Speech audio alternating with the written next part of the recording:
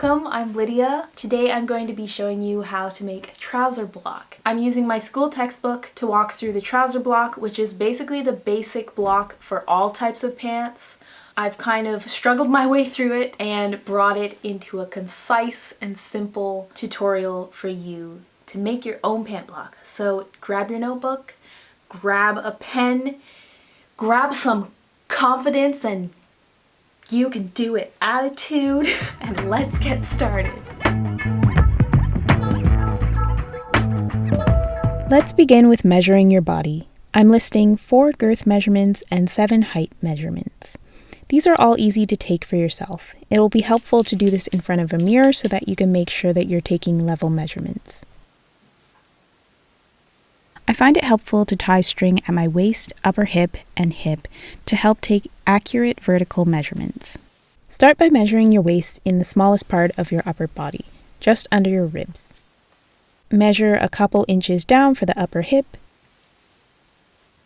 For the hip measurement, you want to measure the fullest part of your hips. Measure the fullest part of your thigh at the crotch line. Make sure your string markers are level and parallel to the floor. Then measure from waist to upper hip and waist to hip. To measure crotch depth, sit down and measure from your chair to your waist. Measure from your waist to knee.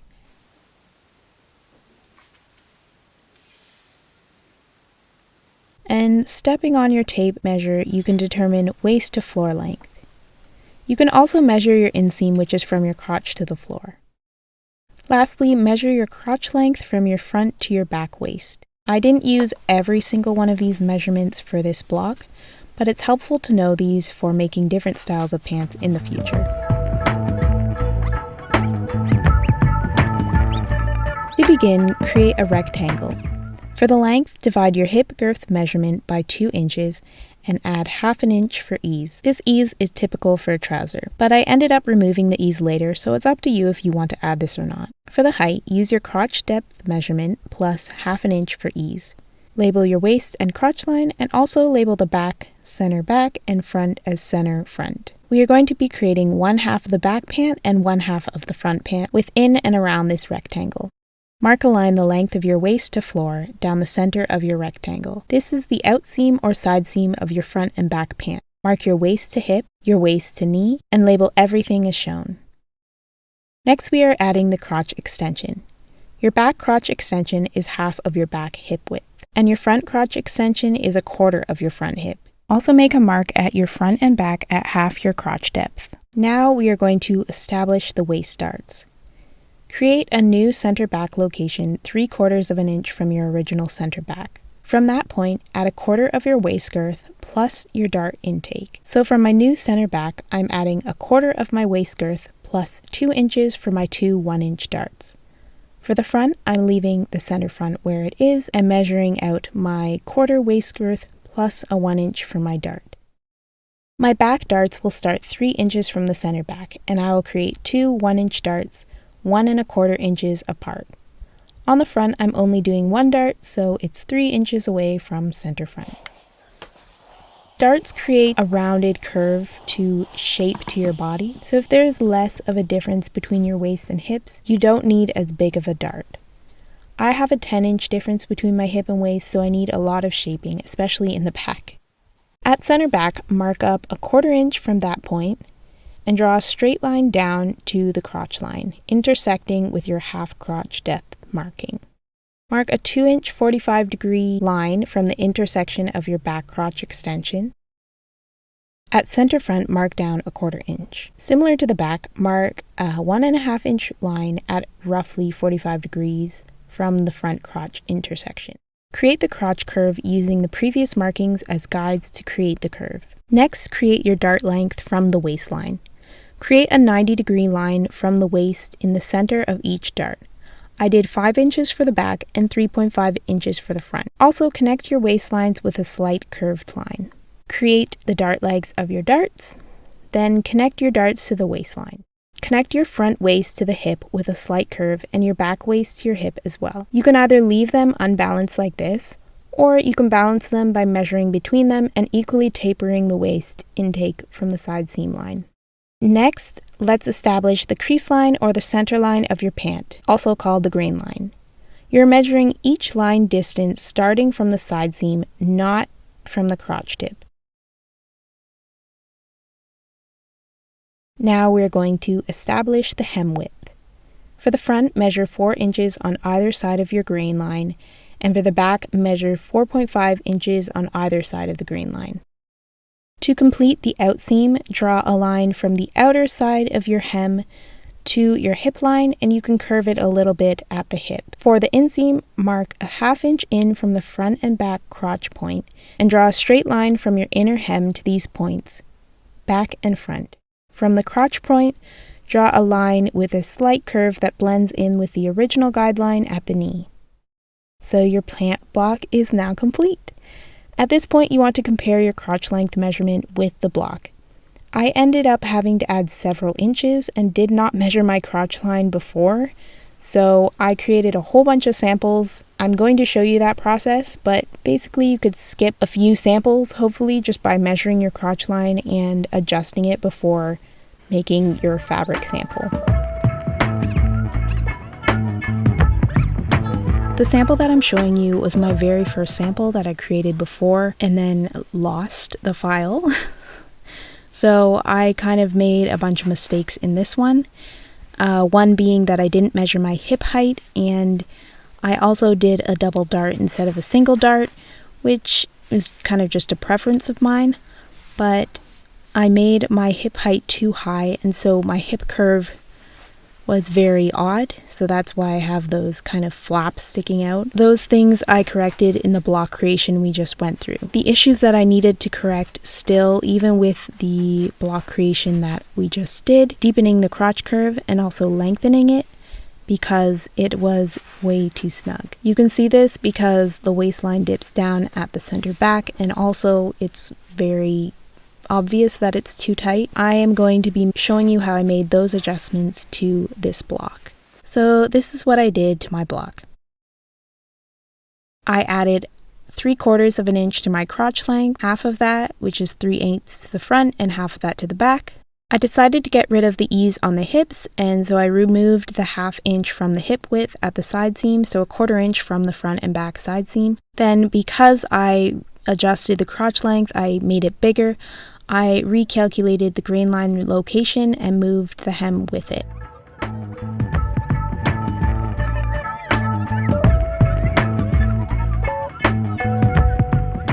To construct your sample, you want to choose a medium to lightweight fabric. Cotton muslin would be optimal and is the usual fabric of choice, but I didn't have enough of that, so I used some other cotton fabric that I had.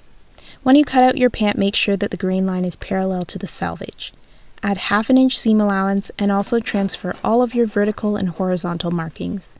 I didn't do this with my initial sample, but it will really help you understand where to add or reduce your pattern. Mark the seam line of your center front pant all the way down to the hip line. You will use this as a guide of where to pin closed your pant front when it's on. Don't add seam allowance to the waist or hem, it just gets in the way of evaluating your fit. Sew your darts, then sew the outseams of the back and front, then the inseams. It's helpful to iron your seams open so that you can get the most out of observing proper fit. Then sew up the crotch seam from the center back to the center front, stopping at the center front hip line and leaving it open to the top, allowing you to get in and out of the pant. Fold and iron one side of the crotch seam at the front. Then when it's on, you can match the fold to the other seam line and just pin this area closed instead of sewing in a zipper. I tried this sample on and saw a lot of improvement, but my front crotch was a bit too tight. You can see the drag lines coming from the lower crotch area. At the side seam, you can see drag lines from the side seams to the darts. This means the back is too tight. And when we look at the back, we see that the back crotch length is still too shallow. We can see this not only because the waistline is dipping, but also because the hip line is dipping. This particular trick I learned from another YouTuber, Alexandra Morgan. I'll link her video below. She says that if your hip line that's drawn on your pants is dipping, it's a sure sign that your back crotch is too short. She has a lot of other great tips, so definitely check her out. Lastly, I noticed my knee line was a bit low, so I need to bring that up. This is important for when you want to make other styles of pants. So I made these adjustments, adding an overall 1/2 inch to the crotch line, front and back, making the front and back curve a bit more shallow and bringing it up 1/8 of an inch at the center back. I brought the knee up 1 inch and readjusted the grain line location according to the crotch length adjustment, bringing the hem along with it, and I also readjusted the inseam.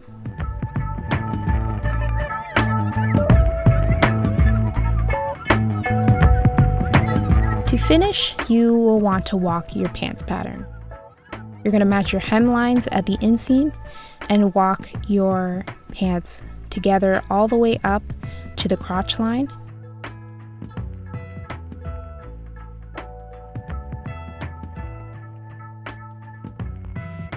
On mine, I found that the back crotch was longer, and this is typical since your back crotch length is longer, so your inseam will usually be longer. So I shortened the back inseam at the crotch line according to the front crotch.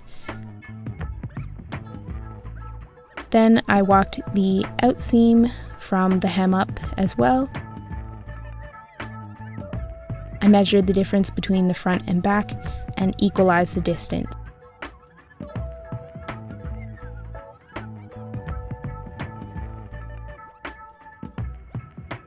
So I brought up the front 1/2 of that measurement and the back down 1/2 of that measurement, making them equal. Lastly, and I think this is optional, but the textbook advises that you lower the back crotch by 1/2 inch, and then when sewing, you stretch it to fit the front crotch. So that is my final block.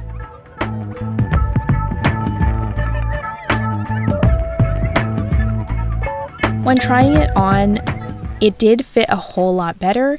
In person, I felt like it was a perfect fit, but now that I look at it on the screen, I can see some drag lines still near the back darts, so that indicates that I may have to change the angle of the back darts a little bit, move them a little bit towards the side seam. And then the back crotch is still just a bit too tight for my liking.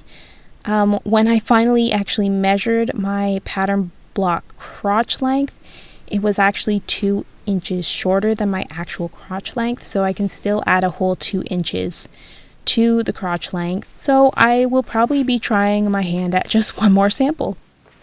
Please comment below how your own pant block creation goes and let me know of any fit issues you commonly struggle with in pants. I would like to tackle some common fit issues and how to correct them in another video. I am going to make one last sample of this and I will show you in my next pant creation video. If you enjoyed this video, like and subscribe if you want to see more, and ring the bell so that you get notified whenever I post. Until next time, toodles!